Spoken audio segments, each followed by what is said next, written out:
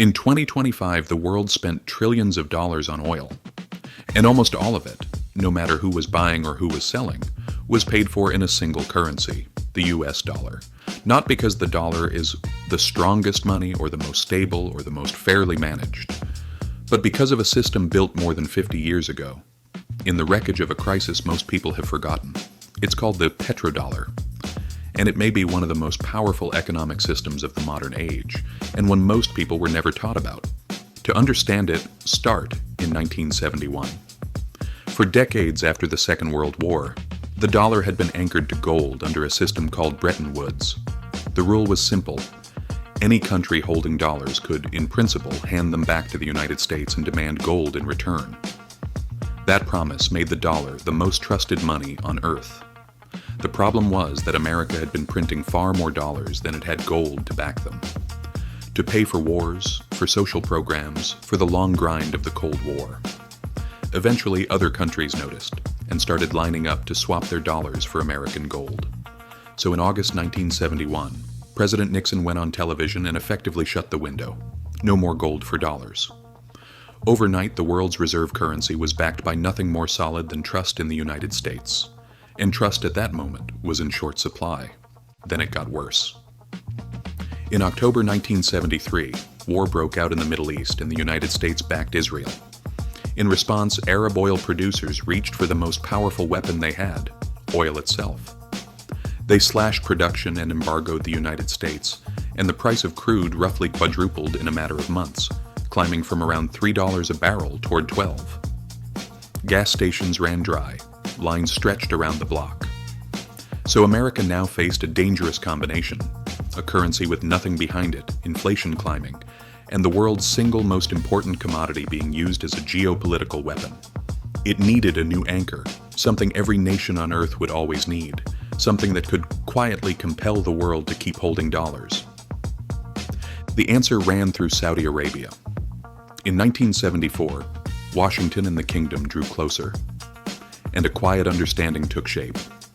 America would provide military protection and weapons, and in return, Saudi Arabia would funnel much of its oil wealth back into U.S. Treasury bonds. That part is real, a confidential arrangement whose details only became public in 2016, when journalists pried the documents out of the U.S. National Archives. But here's where the popular story races ahead of the facts. There was never a signed contract requiring Saudi Arabia to sell its oil only in dollars. Historians who have actually studied it point out that the Saudis kept accepting other currencies for years afterward. The reality is less cinematic and more interesting. Oil came to be priced in dollars largely because the dollar was already the world's dominant trading currency, and because recycling oil money through American treasuries gave everyone involved a powerful reason to keep it that way. No shadowy cabal required, just aligned incentives, quietly hardening into a system. And once that system locked in, the real genius wasn't that oil was priced in dollars. It was what happened to those dollars afterward. Three moving parts. First, oil was increasingly priced in dollars, which meant that if any country wanted oil, and every industrial economy did, it first had to get its hands on dollars. Japan needed dollars. Germany needed dollars. With nothing more than a pricing convention, the world manufactured constant, built-in demand for American currency. Second, oil exporters ended up sitting on mountains of dollars they couldn't possibly spend at home, so that money had to go somewhere, and it flowed straight back into the United States, into treasury bonds, into American banks, into U.S. markets. The pattern even earned a name, petrodollar recycling. Third, America put that recycled money to work funding itself. It helped finance government spending, kept demand for U.S. debt high, and helped hold interest rates down, which in turn funded the military that protected the oil that kept the whole loop spinning. America didn't even need to sell the oil, it just needed the world to keep using dollars to buy it. By the 1980s, the machine was running at full speed. The dollar's share of global reserves climbed above 70%. U.S. Treasury bonds became the planet's favorite safe asset, and American markets became the center of global finance. It handed the United States an advantage a French finance minister had once dubbed an exorbitant privilege, the ability to borrow cheaply, run enormous deficits, and push much of its inflation onto everyone else. But the most powerful tool the system created wasn't economic at all. It was the sanction. Because so much of global trade, banking, and debt runs through the dollar, being cut off from it is like being unplugged from the financial grid. You don't just lose a currency, you lose access to the system itself. And that gives Washington a remarkable kind of leverage. If it dislikes what a government is doing, it can make that country's economy seize up. Which brings us to the countries that tried to step outside the dollar. And here the story gets uncomfortable, and here I want to be careful. In 2000, Iraq began selling its oil in euros instead of dollars. 3 years later, it was invaded, and afterward, its oil sales returned to dollars.